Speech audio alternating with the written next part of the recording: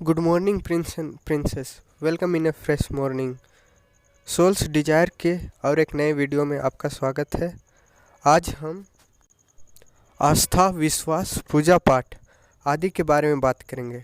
पूजा करना गलत है या सही, किसी में आस्था रखना गलत है या सही, इसके पीछे के साइंस और इससे क्या क्या फ़ायदे हैं ये बताऊंगा।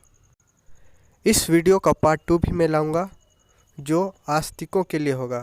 ये वीडियो खासकर नास्तिक के लिए है। मैं उन्हें यह बताना चाहता हूँ कि पूजा पाठ करने के पीछे क्या क्या फ़ायदे हैं।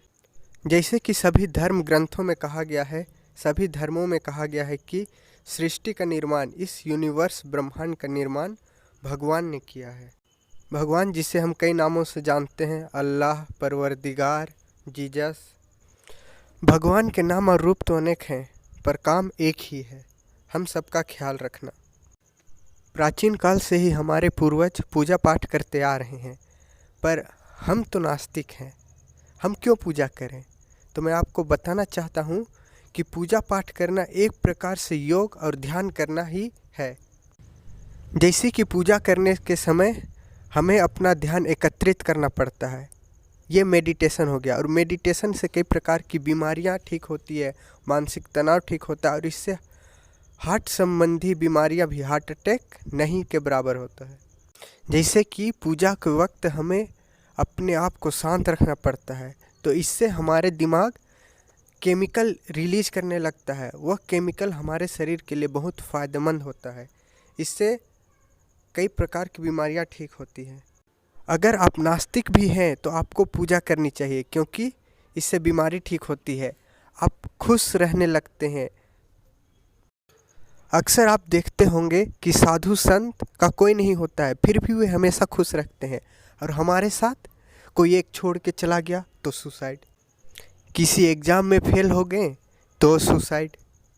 जबकि जो पूजा पाठ करते हैं उनमें बहुत धैर्यता होती है, वे संयम रखते हैं। माना कि आप नास्तिक हैं पर आप योग में तो विश्वास रखते हैं, ध्यान में विश्वास रखते हैं कि इससे बीमारियां ठीक होती है, आप में धैर्य बनता है, आप संयम नहीं खोते हैं। तो मेरा यही कहना है कि आपको भी पूजा अर्चना करना चाहिए, सजदा करना चाहिए, चर्च जाना चाहिए, मस्जिद जाना चाहिए। इससे आपका स्वभाव शांत होता है। अक्सर हमें यह सुनने को मिलता है कि कोई बीमार मंदिर गया और उसे बस वहाँ का पानी पिला दिया और वह ठीक हो गया। जो डॉक्टर के लाख दवाइयाँ खाने पर ठीक नहीं हो गया, वह मंदिर या फिर मस्जिद या चर्च के पानी पीने से ठीक हो गया। ऐसा कैसे संभव हो सकता है? बात यह हो जाती है कि उसको भगवान पे आस्था है, गॉड पे आस्था है। उसको यह पूरी तरह विश्वास हो जाता है कि मैं अब ठीक हो जाऊंगा, और इसी कारण, इसी वजह से उसका दिमाग केमिकल रिलीज करने लगता है, जिससे उसकी बीमारियां धीरे धीरे ठीक होने लगती है। उसका इम्यूनिटी स्ट्रॉन्ग होता है, वो शारीरिक रूप से और मानसिक रूप से मजबूत होने लगता है, जिससे बीमारी से लड़ने की ताकत उसकी बढ़ती है और वो धीरे धीरे ठीक होने लगता है।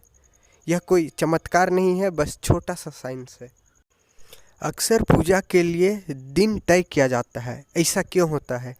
जैसे कि हो गया, अगर आप क्रिश्चियन हैं तो संडे को चर्च जाएंगे, अगर आप हिंदू हैं तो आपके विभिन्न विभिन्न पर्व आते रहते हैं।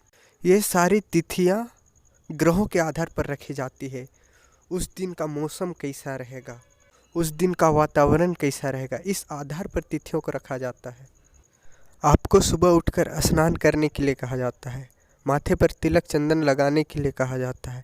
यह सब किया जाता है जिससे आप शांत रहें। मात्र माथे पर चंदन या टीका लगाने से ही कई सारी बीमारियां दूर होती है।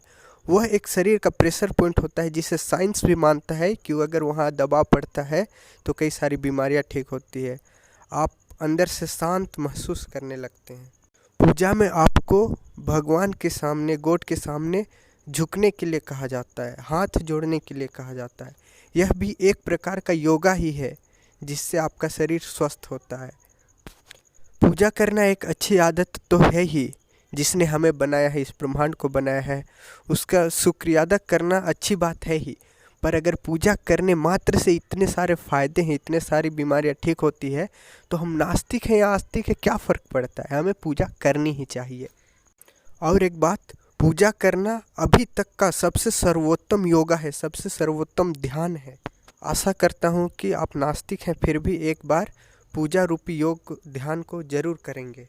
मिलते हैं अपने अगले वीडियो में नए बातों के साथ। तब तक के लिए जय हिंद।